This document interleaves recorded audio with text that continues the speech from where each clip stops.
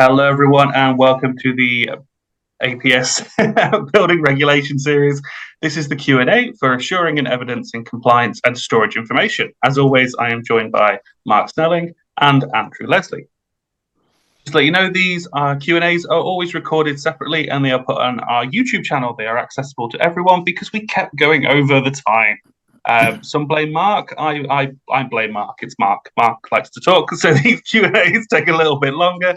They are going to get recorded. They will be on the YouTube channel. The link will be sent out shortly.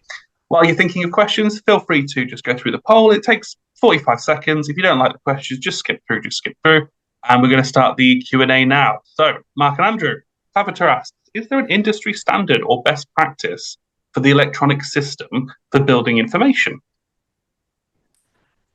I'm not aware of a standard. I think this was one of the questions that came up when the idea of the golden thread was being formulated, and that is why the requirement is for an electronic system, and it's just been left at that. There are a number of standard systems, SharePoint and such like, that are out there, but it would be impossible. I think the important thing is that whatever electronic system is used, it can be shared between people and between organizations, and it is available as a standard that most people would be aware of. But I don't think there's any current recommendation about what that system should be.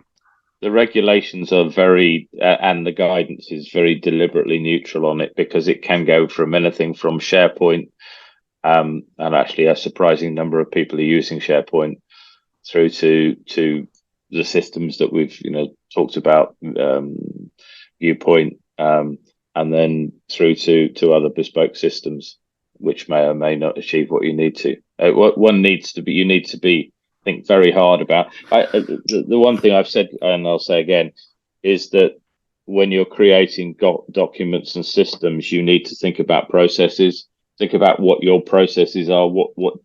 How you want to manage to deliver compliance, and it's from there the documents that will be created, and for that will also inform how you want to manage your projects. And if your project team is particularly used to one of the existing systems, then those can be modified to deliver what you need to deliver. Thank you ever so much. Fran, I just noticed that you put a question in, and also that Mark and Andrew have answered that, so I've just removed that question. Thank you so much. Pavita's got quite a few questions today, so we're going to go through to the next one. How do we ensure the integrity and format of information standardization?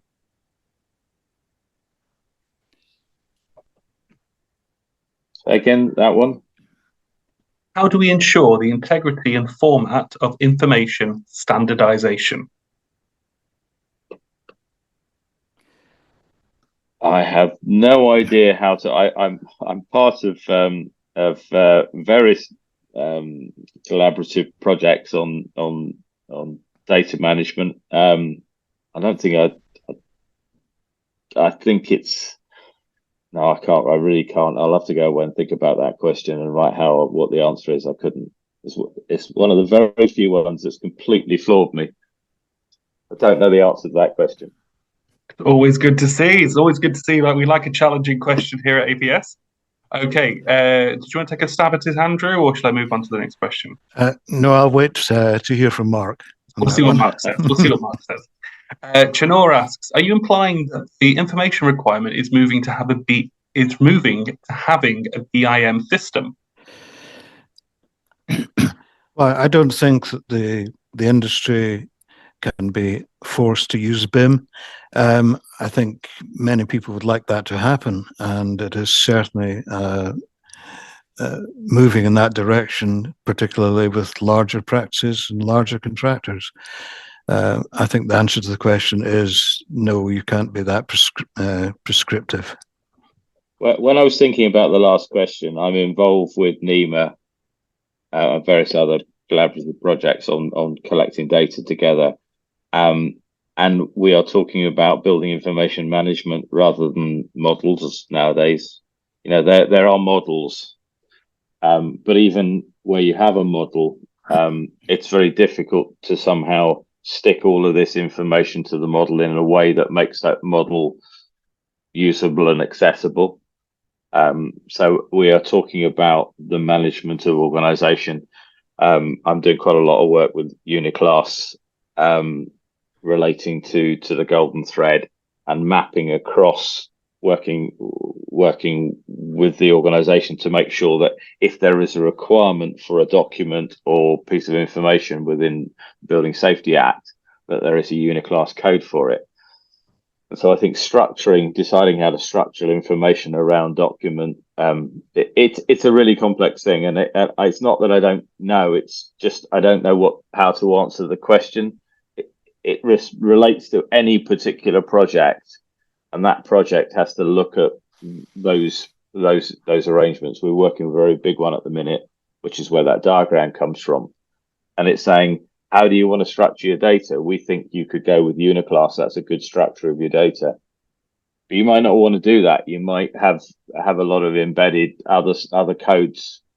But you've got to get together as a team. This is not tick boxing. This isn't simple. This is organizations thinking about how they're going to deliver, how they're going to structure their data, what coding system, if any system, do they want to model? How does the model integrate with the other data? There isn't one size fits all. Thank you so much. Paviter also asked, how do we deal with golden thread for existing buildings? From a CDM perspective, the pre-construction information is normally weak and requires reconfirmation via survey. You've conflated two things there. We'll deal with golden thread for an existing building. There is a requirement for a principal accountable person and accountable persons to obtain whatever information they need to manage building safety risks. So the first thing is to find out what information you've got, and that could be through the health and safety file, it could be through the O&Ms, it could be through other sources that have been handed over. And as is said, is that information has been not as good as it could have been over the years, and so there is a lot of information missing. But you also have to remember, if you saw my 5 different files, there's never been this file that was compliance. There was an O&M, well, that's designed for operation and maintenance. Health and safety file, maybe not compliance, but should include some information about how the building was built so that it can be used in the future. Fire safety information, people have largely ignoring it, should be there. So there's a lot of it should be there, but there's also a lot that won't be there or won't be validated. And yes, where you gather the information, then you look at the risks of that building and then make a decision as to what information you need to gain, what surveys you need to do to then support your safety case for the buildings. Relating to CDM, you need the information as part of the pre-construction information. If you don't have it, you need to go and survey to get it. It's a separate thing. They're interrelated, but they're not connected. Thank you so much. Just in case anyone is wondering, I'm in a very dusty room, so I do apologise. I keep flicking my nose. I do apologise. Paviter asks, is there a competence evaluation of organisations that manage golden thread information systems and databases? Sorry, I was laughing at my own joke then, and I didn't tell you what it was, so can you repeat the question? Of course I can. Paviter asks, is there a competence evaluation of organisations that manage golden thread information systems and databases? Not currently. I mean, that may come into play when we look at organizational capacity, but that would be in the sense of the organizational capacity. I don't think that there would be a standalone evaluation of can you or can't you do produce a golden thread piece of information. Mark, you were going to say something. I said, strictly speaking, yeah. I mean, if you're going to use anything, it's PAS 8673 as your competency standard that relates to occupied HRBs. But it is a very difficult environment at the minute. There are what we like to say a snake oil salesman out there, and it's the real dilemma is you need to be competent to differentiate between one and the other. And how you go about doing that, I don't know. It's a lot of conversation about it, and a lot of conversation with the regulator about what that looks like. And the regulator is constantly saying, you need to be pragmatic, but then you've got lay duty holders who need to pick somebody, and they get what they get. I don't know what the answer is. To be honest, I know how to solve the problem personally, but I'm not sure how you go about doing it. It was supposed to be the building safety manager who was the expert, and that went with the regulations. And what I suppose you need is an organisation that's accredited, that's certified against 8673, and that doesn't exist at the minute. It will provide you the advice which will produce the people, but we're in this limbo where I don't know how to answer the question, to be honest. That's completely fine. Again, we love a challenging question. Emmanuel asks, is the construction control plan the same as what is commonly referred to in CDM as the construction phase plan? No, is the answer to that. I don't know if we want to say any more. I mean, the construction control plan is described partly earlier in this presentation, but entirely different purpose to the two documents. One relates to CDM relates to, construction phase plan relates to compliance with CDM regulations, largely speaking. Construction control plan relates to both the building regulations and the building HRB procedures regulations. It's a combination of that, and if you want to use the same thing as a basis for your arrangements under the building regulations, it would need to relate to the building regulations and how you're going to deliver compliance with Part 2A duty holders and the requirements to ensure compliance with the relevant requirements of the building regs. Thank you ever so much. Stephen asks, what happens when existing materials are reused in a refurbishment of the building with no data sheets for the original materials?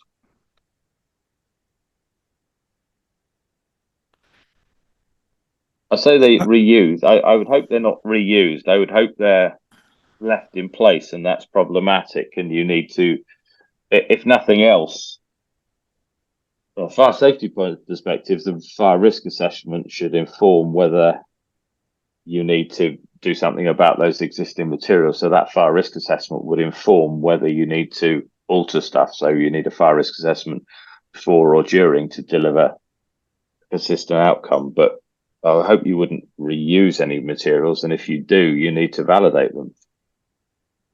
I mean, I think in practical terms, if you think about reusing materials, you would be thinking possibly timber, possibly stone, but there are certain materials you probably wouldn't reuse. If you were demolishing a building, for example. I mean, I think there's so many different answers to this particular question that they're too complex in the context of this Q&A.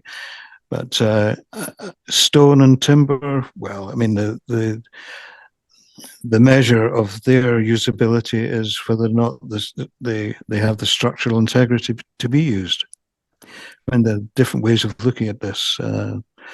Sorry, it's a kind of jumbled answer, but it made sense. Avatar asks, how do you validate whole life aspects, including removal and renewal of material, e.g. fire block materials? How does this link to CDM design for maintenance? How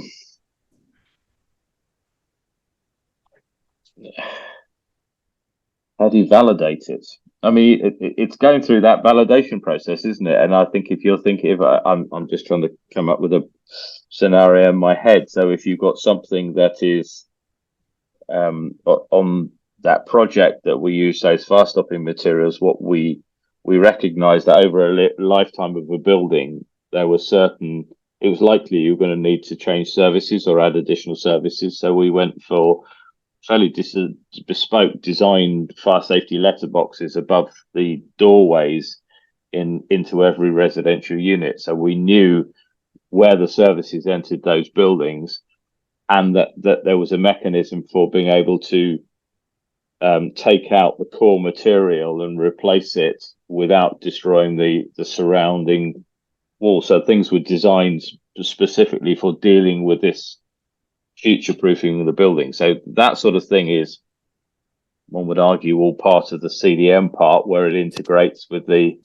fundamental duty to comply. Is there's a duty to comply, you could just stick it all and mastic it up. But if your CDM recognizes you need to maintain it, then you might go for a different solution that you can remove and replace without destroying the fundamental integrity. Thank you ever so much. John asks, so can you hand over the whole project file so you can evidence everything, then have the H&S file with regulations 38 and O&Ms? Would that cover all bases?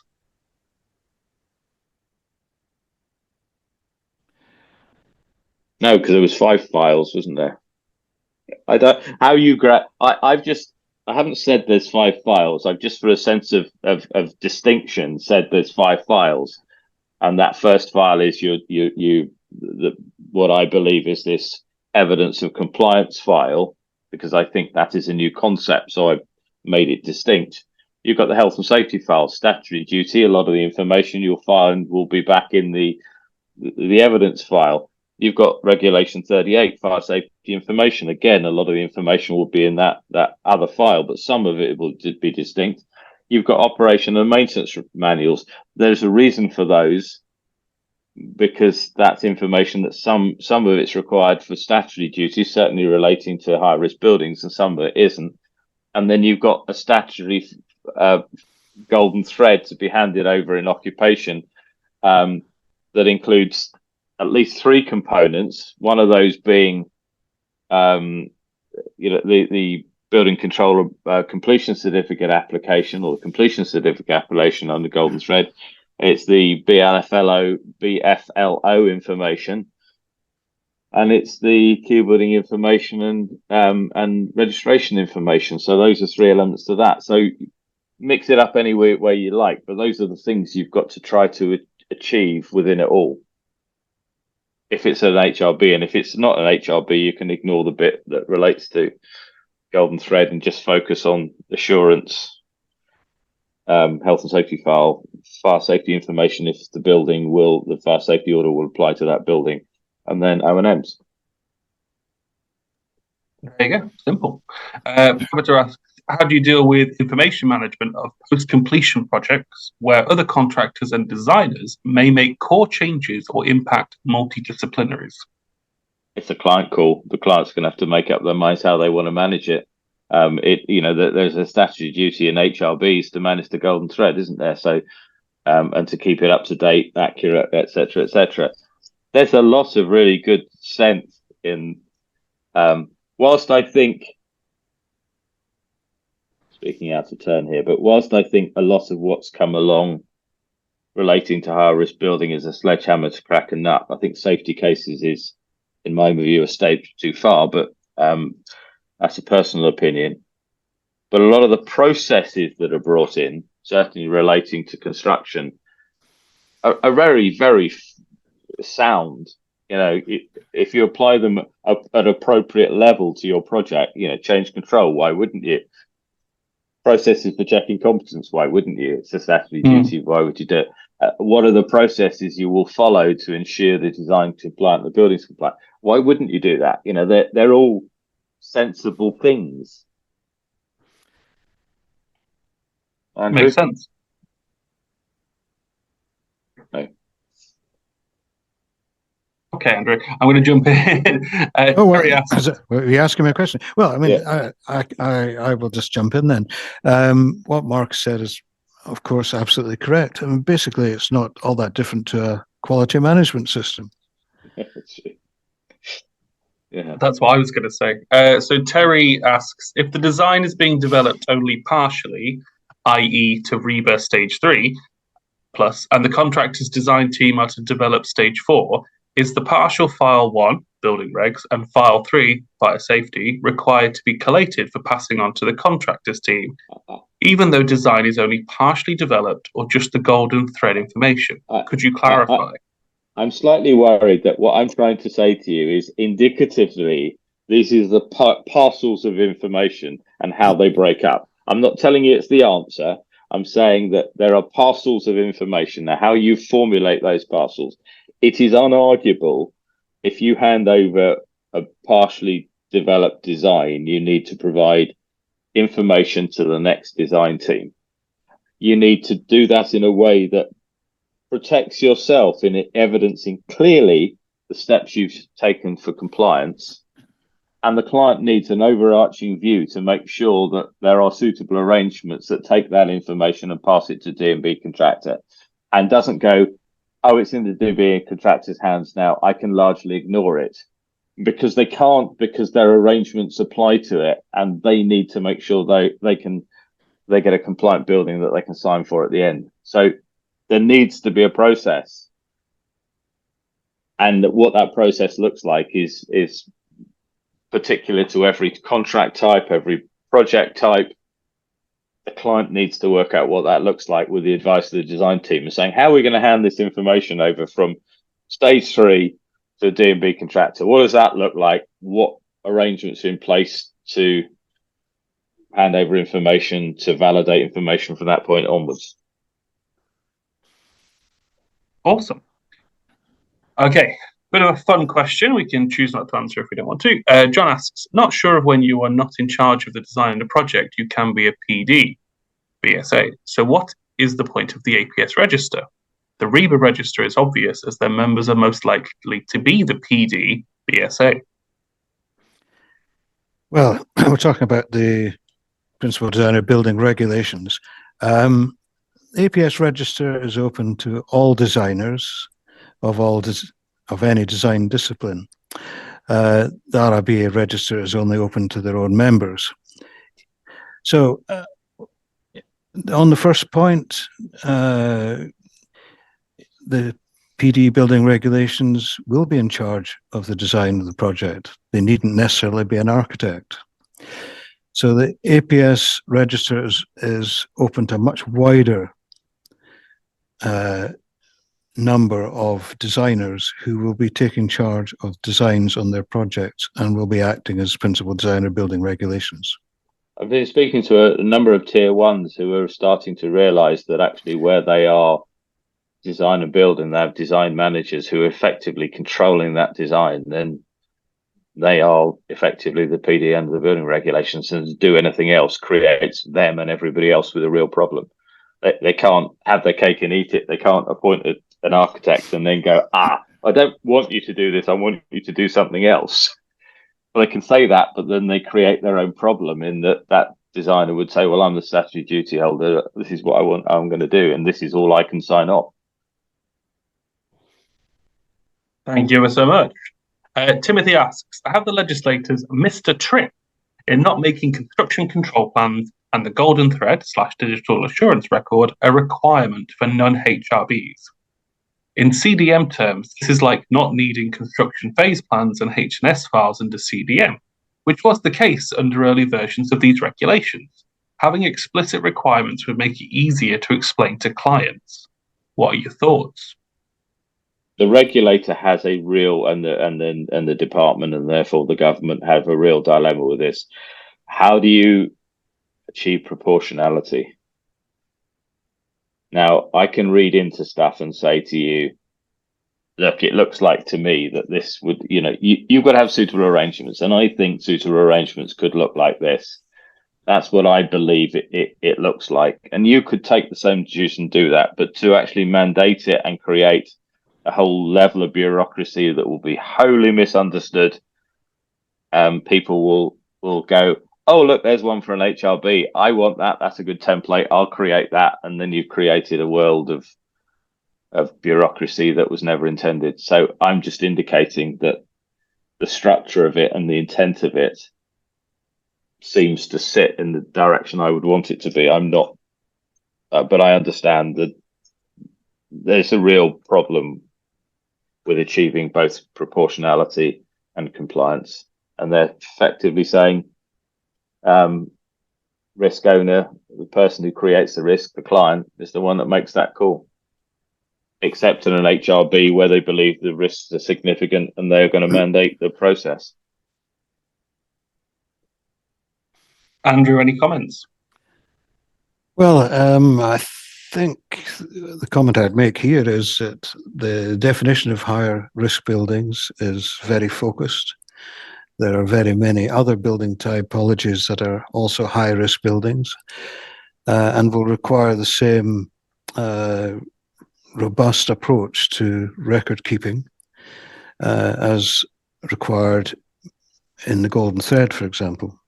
So one size, as Mark said earlier, in response to a different question, one size doesn't fit all, but there's no way that a huge number of building projects can actually get away with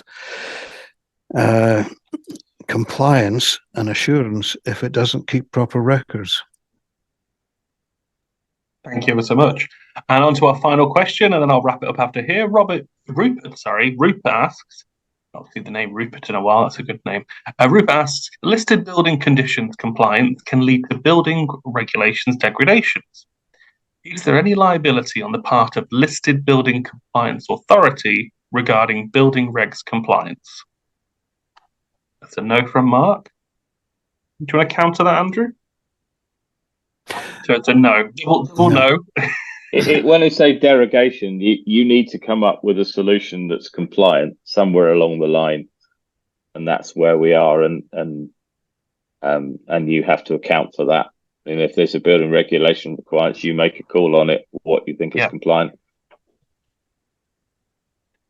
Okay, that is all our questions. Thank you so much, everyone, for joining us. Thank you so much, everyone, for staying behind.